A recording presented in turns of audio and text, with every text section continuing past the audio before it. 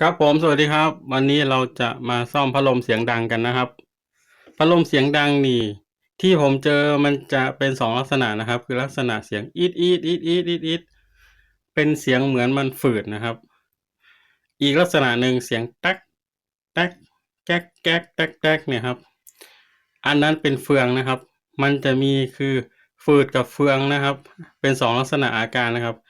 ที่ผมคิดว่ามันน่าจะเป็นเอ่ออาการที่พบบ่อยนะครับของพัดลมทั่วไปนะครับที่มันไม่ได้เสียอะไรมากมายเยอะแยะนะครับเพราะฉะนั้นวันนี้ผมก็เลยจะมาแนะนำวิธีการซ่อมพัดลมเสียงดังนะครับที่มันเป็นเสียงเสียงฝืดกับเสียงแก๊กแก๊กแก๊กแก๊กเสียงเฟืองนะครับ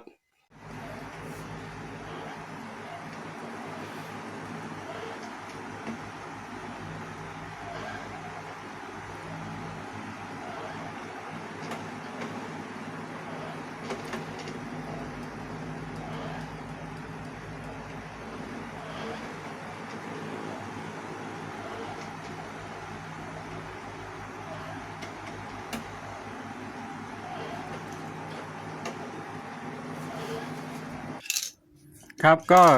ถอดพัดลมออกมานะครับก็หยอดน้ำมันเข้าไปในแกนกลางของพัดลมนะครับพอดีหัวฉีดมัน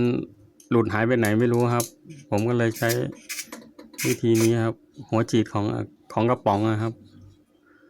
แล้วก็ลองหมุนดูครับถ้าพัดลมสกปรกก็ทำความสะอาดด้วยนะครับมีฝุ่นมีอะไรก็ทำความสะอาดนะครับ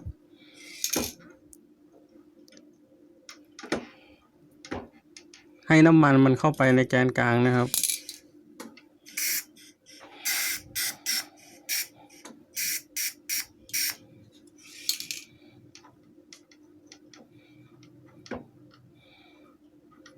ทิ้งไว้สักหน่อยแล้วเดี๋ยวเราค่อยเทออกนะครับให้มันไหลเข้าไปให้มันหล่อลื่นนะครับข้างใน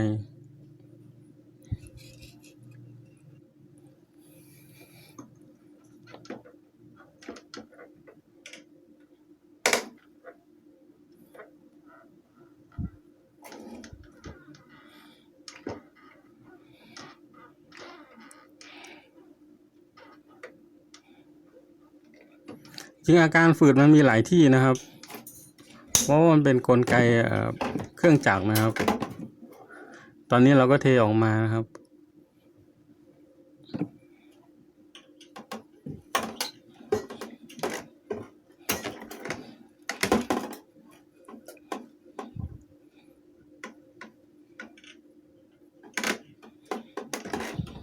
แล้วเดี๋ยวเราก็มาเช็คดูนะครับว่าอาการมันดีขึ้นไหมนะครับ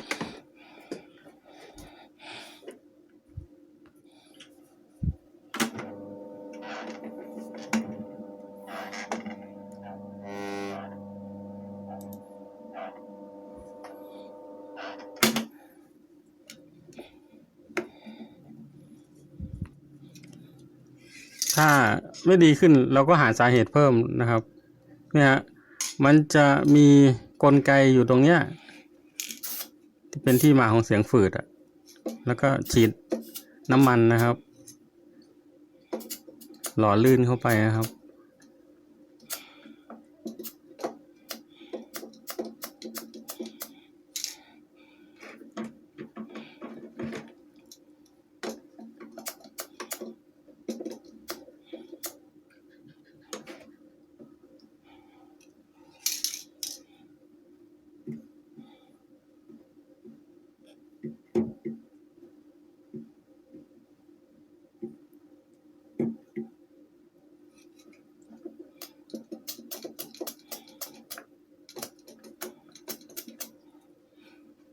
แล้วผมก็หลังจากหล่อลื่นแล้วก็ทดลองนะครับทดลองเปิดดู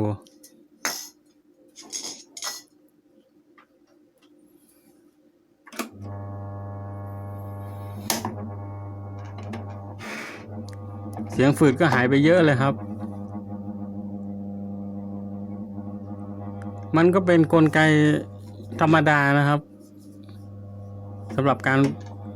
ฝืดเหมือนประตูฝืดเหมือนอะไรฝืดเนี่ยนะครับก็หาน้ำมันหยอดนะครับแต่ แต่ตัวที่มันจะเป็นปัญหาที่เราจะต้องซ่อม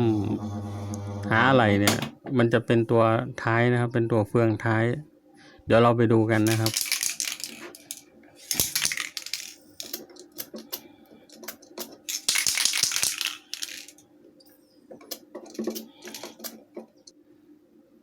แล้วก็ประกอบกับนะครับ เมื่อกี้ก็ฉีดสักหน่อยครับฉีดให้มันชุ่มๆสักหน่อยข้างหน้านี่หมุนด้านซ้ายนะครับ เวลาออกก็หมุนอีกทางหนึ่งนะครับ มันจะไม่ค่อยเหมือนการไขควงปกตินะครับ ตรงฝาข้างหน้าของพัดลมเนี่ย มันจะสลับกันครับผมก็นี่ก็เป็นการซ่อมอาการฝืดได้แล้วนะครับยังเหลือแต่อาการที่มันแตกนะครับเดี๋ยวเรามาซ่อมกันต่อนะครับอาการแตกเนี่ยเสียงของเฟืองนะครับเฟืองท้าย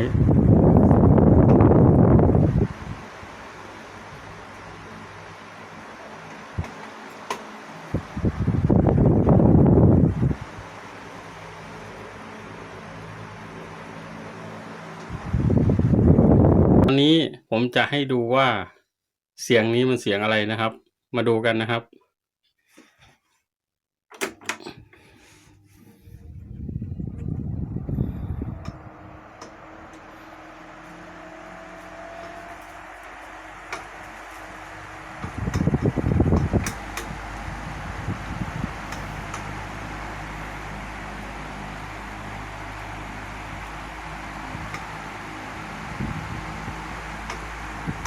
ได้ยินไหมครับแตก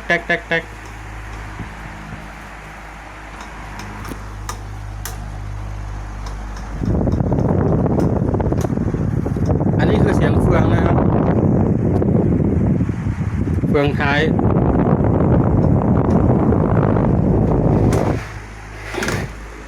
นี่ครับตัวปัญหาอยู่ตรงนี้ครับ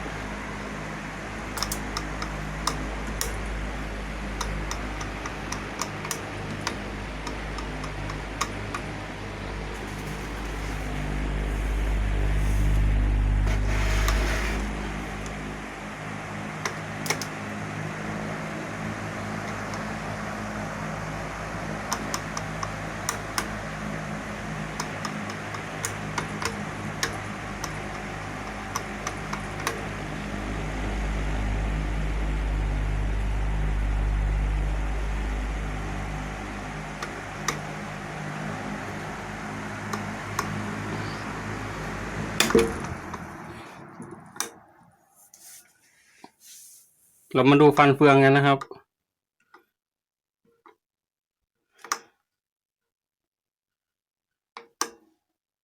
เนี่ยฮะดูชัดๆเลยฟันเฟืองมันเสียนะครับหมุนไม่อีก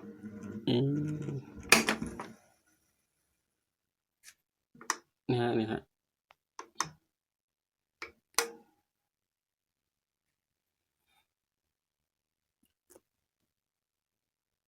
ก็ถ้าเสียงแต๊กๆเนี่ยให้เรามาเปลี่ยนตรงเฟืองท้ายนะครับเฟืองท้ายพัดลมครับถ้าเสียงอีดเหมือนเสียงประตูฝืดอ่ะก็หยอดน้ำมันนะครับสำหรับตัวเฟืองท้ายเนี่ย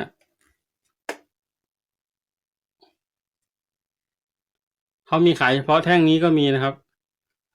แท่งนี้ก็มีขายหรือว่าเป็นชุดข้างหลังเลยก็มีชุดข้างหลังมันไม่แพงนะครับพัดลมตัวนี้นี่เป็นฮาตาริ18 นิ้วใช้ร่วมกันกับฮาตาริ16 นิ้วได้นะครับเป็นชุดฟันเฟืองท้ายนะครับผมซื้อมาในราคา60 บาทนะครับที่แรกผมพยายามจะหาตัวนี้แต่ที่ร้านเขาไม่มีนะครับแต่ผมเซิร์ชหาทางอินเทอร์เน็ตมีร้านที่เขาขายเฉพาะตัวนี้อยู่นะครับก็ประมาณ10 ถึง 20 บาทนี่แหละครับน่าจะ15 บาทถึง20 บาทนะครับก็พอผมไปหาซื้อมันไม่มีผมก็เลยซื้อมาทั้งชุดเลยนะครับแต่ตอนนี้ยังไม่ได้เปลี่ยนนะครับ ตอนนี้ยังไม่ได้เปลี่ยนตอนนี้ยังเป็นของเก่าหมดเลยเนี่ยของเก่าตรงท้ายเนี่ยโอเคนะครับ ก็ให้เพื่อนๆได้ดูว่าเสียงแก๊กแก๊กแก๊กแก๊กน่ะมันเป็นเสียงเฟืองท้ายนะครับเผื่อใครกำลังหาอยู่ว่ามันเป็นตรงไหนกันแน่นะครับ ให้มาดูเฟืองท้ายนะครับ ตรงนี้นะครับ มันทำงานหนักจนเบี้ยวจนขาดหมดแล้ว เนี่ยจนเบี้ยวจน เดี๋ยวผมจะถอดให้ดูนะครับ ตอนถอดต้องระวังด้วยนะครับ ถ้าใครจะเปลี่ยนเฉพาะตรงนี้ตอนถอดต้องระวังเพราะว่ามันจะมีอะไหล่ที่เป็นลูกปืนอยู่2ตัวกับสปริง1ตัวมันอาจจะกระเด็นไปไหนก็ได้นะครับซึ่งควรจะรื้อหรือถอดอยู่ในห้องที่มันไม่รกมากนะครับห้องที่ไม่รกแล้วกันที่ไม่มีอะไรจะมันเผื่อมันกระเด้งไปแล้วมันจะลงร่องตรงนู้นตรงนี้นะครับตรงก็ให้ระวังไว้นะครับเดี๋ยวจะหาลูกปืนไม่เจอนะครับลูกปืนเล็กๆมันจะมี2ตัวนะครับเดี๋ยวผมจะถอดให้ดูนะครับ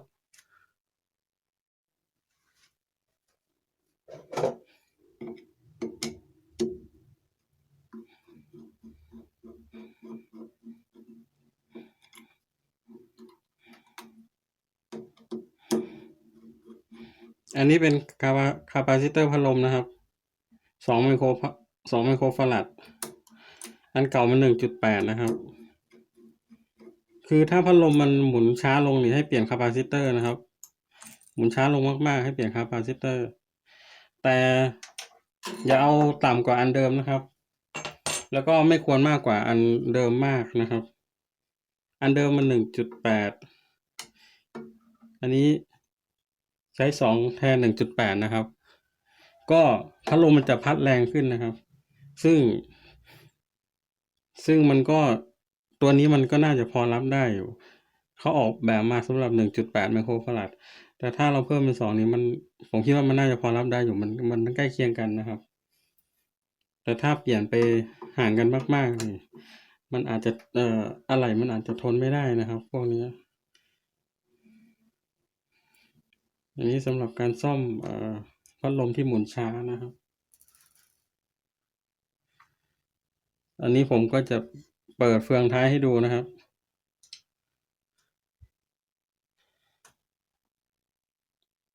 เห็นไหมครับลูกปืน2ตัว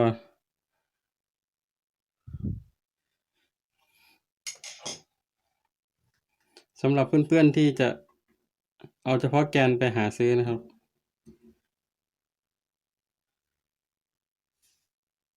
แล้วเราก็ต้องถอดตรงนี้ด้วยเพราะว่าแกนตรงนี้มันก็ยังใช้ได้ใช่ไหมล่ะเฟืองแต่มันจะเสียแค่ตรงเนี้ยสูงเลย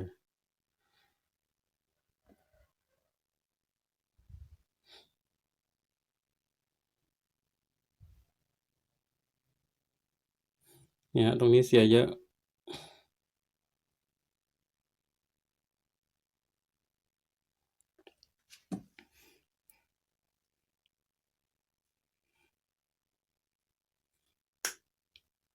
ดันลงนะครับนี่ฮะมีลูกปืนอยู่2ตัวสปริงตรงนี้ถ้าเพื่อนๆเซิร์ชจะเห็นแกนตรงเนี้ยเขาก็ขายนะครับแกนตัวนี้เขาเรียกว่าแกนแกนท้ายตัวสายพัดลมหรืออะไรนี่แหละครับเป็นเฟืองสายเฟืองท้ายสายของพัดลมครับนี่แหละตัวเนี้ยเขาก็ขายนะถ้าจะไปหาซื้อเฉพาะตัวนี้ของพัดลมรุ่นอื่นๆก็มีขายเยอะเหมือนกันนะครับแต่มันจะหน้าตาแตกต่างกันไปนะครับเนี่ยเราก็เก็บอันนี้ไว้นะครับเวลาใส่ก็แล้วก็ลูกปืนก็จะอยู่ซ้ายกับขวานะครับก่อนที่เราจะยัดลงไปในตัวเดิมของมัน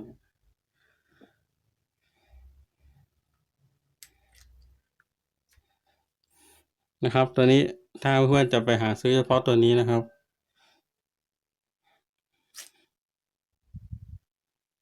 โอเคนะครับแต่ผมหาซื้อเฉพาะตัวนี้ไม่ได้นะครับก็เลยซื้อมาทั้งชุดตัวนี้เลยก็จะเปลี่ยนชุดข้างหลังมัน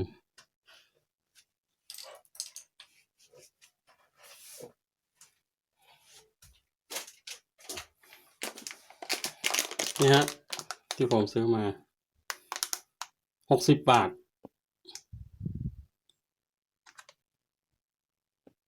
ร้านไพศาลอิเล็กทรอนิกส์สาขาขอนแก่นนะครับ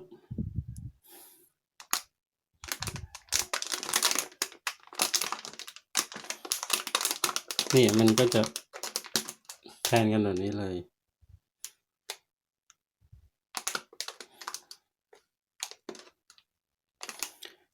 รุ่นของฮาตาลินะครับฮาตาลิรุ่น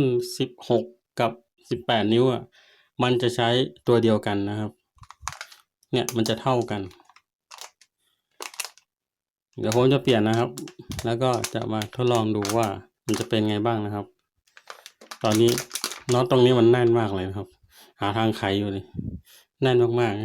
ๆกลัวหัวมันเสียตรงนี้ด้วยครับผมตอนนี้ผมก็ได้เปลี่ยนเรียบร้อยแล้วนะครับโดยที่ผมเปลี่ยนเฉพาะแกนตรงนี้นะครับเปลี่ยนเฉพาะแกนตรงนี้เพราะว่ามันไขออกยากมากเลยครับทีแรกผมจับดูวัสดุตัวเนี้ยกับตัวเดิมเนี่ยที่เป็นโครงมันเนี่ยตัวเดิมจะใช้วัสดุที่ดีกว่านะครับแล้วผมก็แกะไม่ออกมันน็อตมันแน่นมากเลยครับไม่มีเครื่องมือที่จะแล้วก็กลัวเครื่องมือที่เรามีอ่ะมันเสียด้วยกลัวหัวไขควงเสียนะครับแล้วก็กลัวตรงนี้มันหวานด้วยแล้วมันจะเสียทั้ง2 ฝ่ายทั้ง2อย่างนะครับก็เลยคิดดูแล้วก็ว่าจะถอดเฉพาะตัวเนี้ยแล้วก็ถอดตัวนี้มาใส่แต่ตัวนี้ก็ถอดยากเหมือนกันครับตัวนี้เนี่ยมันแน่นมากเลยฮะพยายามถอดแล้วก็เลยถือเป็นโอกาสแล้วกันครับอันนี้ผมให้ดูของเก่า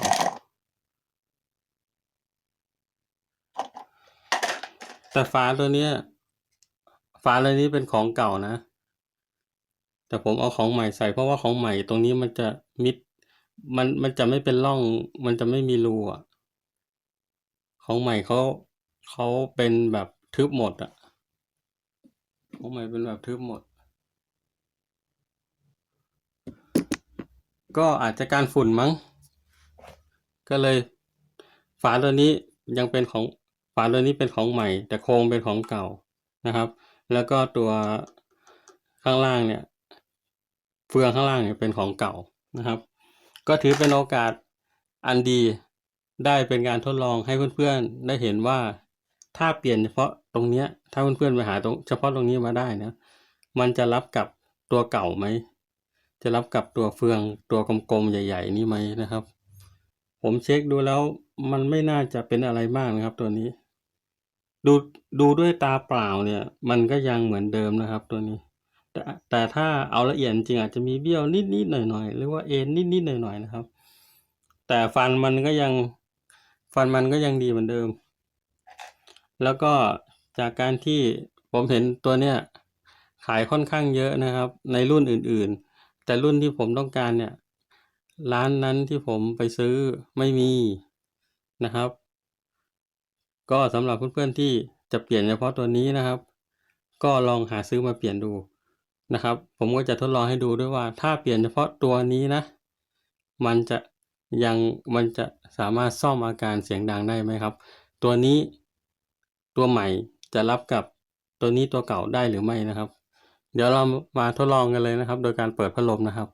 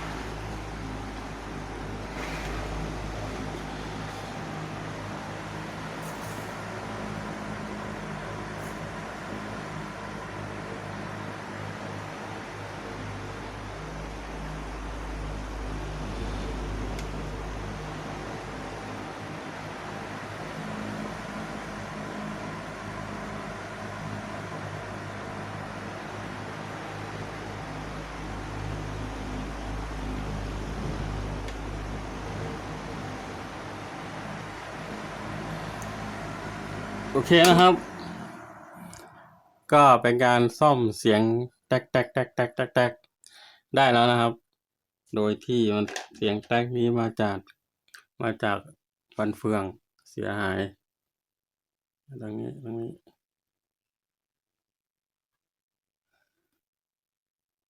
พบกันได้ไหมนะครับมาจากตรงนี้แหละเสีย แล้วเราก็เปลี่ยนเฉพาะตรงนี้นะครับ ถ้าหาไม่ได้ก็ซื้อชุดข้างหลังมาเปลี่ยนนะครับ มันก็ไม่แพงหรอกครับชุดข้างหลัง60 บาท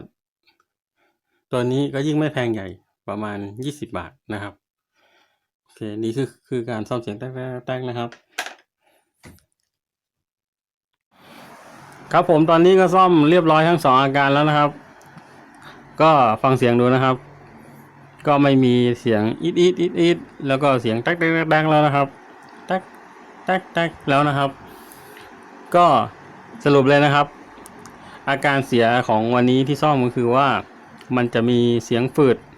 แล้วก็เสียงเฟืองนะครับ เสียงฝืดนี่เราก็หยอดน้ำมันนะครับ ตรงแกน